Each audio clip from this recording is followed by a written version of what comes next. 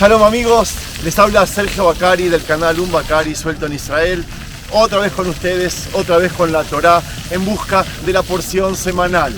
Sí, hoy es domingo, hoy comienza el año, la porción se leyó ayer, pero ayer le dediqué el canal a un resumen de todo lo que pasó en el 2022 para empezar, qué mejor, el 2023 con la Torá en la mano. Y ayer se leyó en las sinagogas del mundo una porción llamada Vaigash, se dirigió, que es la anteúltima porción del libro Génesis, que la semana que viene ya lo terminamos.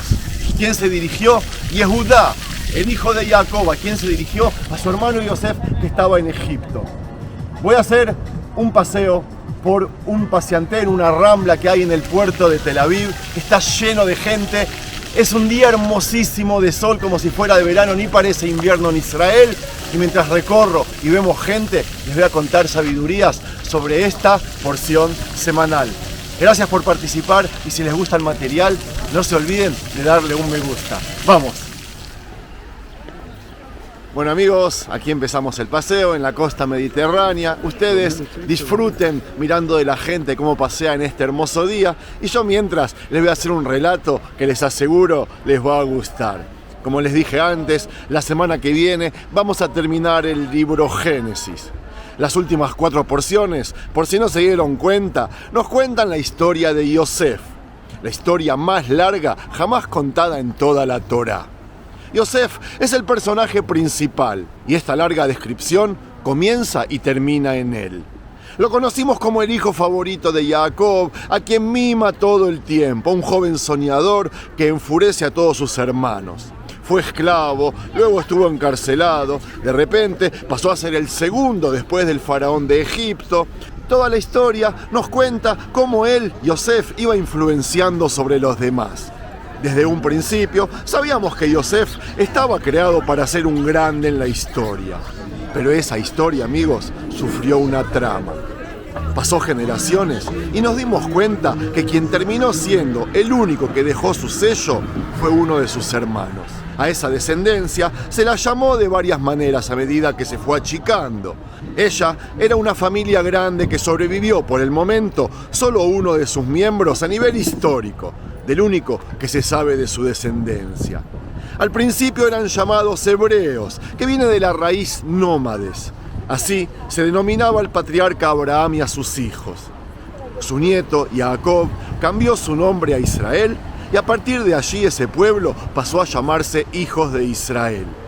Luego de siglos, cuando Israel era un reino y se dividió en dos, los asirios nos exiliaron y solo los descendientes de Yehudá retornaron a Sion. Desde allí pasamos a llamarnos pueblo judío, descendientes de Judea.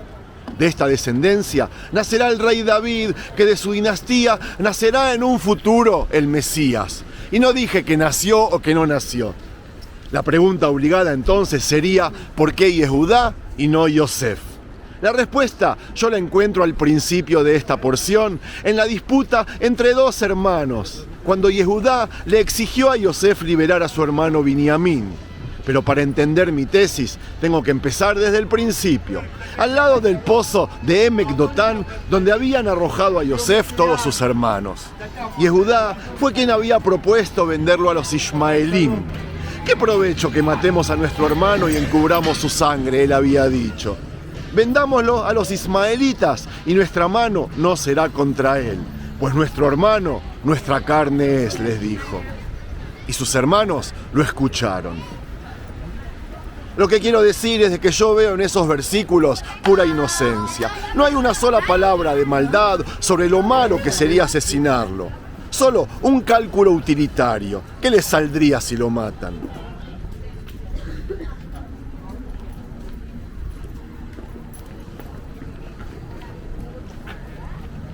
Él les dijo a sus hermanos que eran de la misma carne y propuso venderlo. Hasta aquí, de esta persona, es de la última que esperaríamos descender, ¿verdad? De héroe no tenía nada, pura inocencia. Pero Yehudá, como ningún otro personaje de la Biblia, hará un cambio rotundo. A quien conocemos en esta porción no es quien conocimos antes. Antes, él estaba dispuesto a vender a su hermano de esclavo. Ahora él está dispuesto a venderse a sí mismo como esclavo con tal de salvar a su hermano Binyamin y cumplir con la promesa que le habían dado a su padre Jacob aquí en Israel.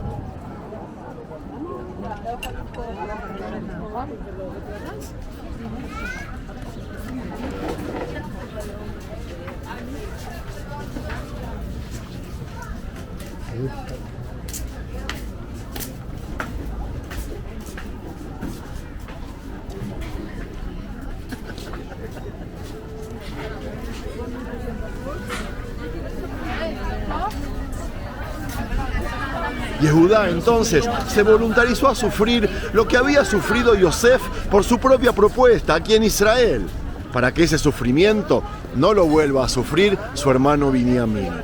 Fue ahí cuando Yosef se confesó frente a sus hermanos y les dijo quién verdaderamente era. Es obvio el porqué. Yehudá había pasado la prueba que Yosef les había preparado meticulosamente. Quiso saber si Yehudá había cambiado y se dio cuenta en ese momento que sí. Aquel había sido un momento trascendental en el espíritu de los seres humanos. Y no exagero, Yehudá fue el primer arrepentido de toda la historia. ¿Cómo fue remunerado? Aquí también la respuesta está en otro capítulo, en el episodio de Tamar. Para quien no lo conoce, Tamar se casó con 2 de los hijos de Yehudá, de quienes quedó viuda sin darle hijos. Yehudá temió por el destino de su tercer hijo y los distanció para que no se casaran. Ella se disfrazó de prostituta y quedó embarazada de su suegro, de Yehudá. Al principio, Yehudá mandó a que la quemen viva hasta que ella misma le dijo que él era el padre de ese futuro bebé. Tamar, que había guardado su secreto arriesgando su vida y solo le había contado a él, le dio pie a Yehudá a arrepentirse por haber obrado mal contra ella. Y esa fue la primera vez en la historia que una persona reconoció su error. Fue ahí además cuando Yehudá vivió esa transformación, ese cambio rotundo en su vida que vemos en esta porción. Aquí nació el poder del hombre de reconocer su pecado, arrepentirse y cambiar, amigos. Ese cambio es el que le asfaltó el sendero a la fenomenal escena de esta porción, en la cual Yehudá demostró coraje para pasar a ser un héroe, hacer todo lo contrario a lo que había hecho vendiendo a su hermano como esclavo. Yehudá es la persona entonces que inventa el arrepentimiento. Pero, ¿qué tan importante es esto?, se preguntarán, ¿verdad? Yehudá proviene de la raíz lehodot, es decir, agradecer, dar las gracias. Apam, Odet, Adonai, dijo su madre Lea, apenas le nació su cuarto hijo. Y por eso lo pasó a llamar Yehudá. Pero en hebreo, lehodot significa también reconocer. Reconocer un error, por ejemplo. De ahí deriva también la palabra itvadá, que significa confesar. Vidui es confesión, y confesión, de acuerdo a Maimónides, al Rambam, es uno de los procesos más críticos en el arrepentimiento del hombre. A partir de esta porción, entonces, al significado del nombre que le dio Lea, se le agregará este acto de confesión y arrepentimiento de Yehudá, y esas acciones pasaron a ser parte de nuestra identidad como descendencia del mismo. Amigos, ¿me siguen? No se distraigan con esta gente, ¿eh? Les quiero contar que a mí me viene a la cabeza aquel dicho que dice: el lugar en el cual se encuentran los arrepentidos, ni el más justo de las personas podría estar parado. Es decir, aquel que se arrepiente está mucho más elevado espiritualmente que cualquier justo que jamás pecó. Y yo a ese dicho le agregaría lo escrito en Yeshayahu, en Isaías: paz al lejano y al cercano, ha dicho Dios. Porque este profeta, por medio de este versículo, puso primero lo lejano a lo cercano. Es decir, ubicó primero a quien estaba alejado por delante de quien estuvo siempre cerca. De Dios, por supuesto. Aunque hay quienes interpretan esa oración del profeta como alejado del pecado, es decir, al revés. Yo me quedo con la interpretación de Dios. Además me ayuda a cerrar el video y este relato de la mejor manera, por eso lo aprovecho, porque así puedo traer a Yehudá como testimonio de quien se arrepintió, aquel que es el primer arrepentido en la historia de la humanidad. Yosef, por otro lado, que lo conocemos como Yosef Atzadik en hebreo, o José el Justo, era el virrey de Egipto, la segunda persona más influyente en el mundo entero.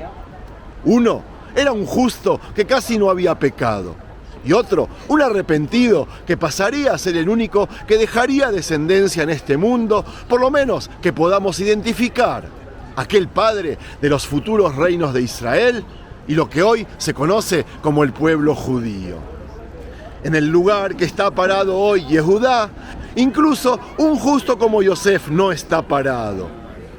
Esta porción nos enseña que no importa cuán grande pueda ser una persona, siempre estará aquel que vivió un arrepentimiento para que lo supere en cuanto a espiritualidad y nivel humano.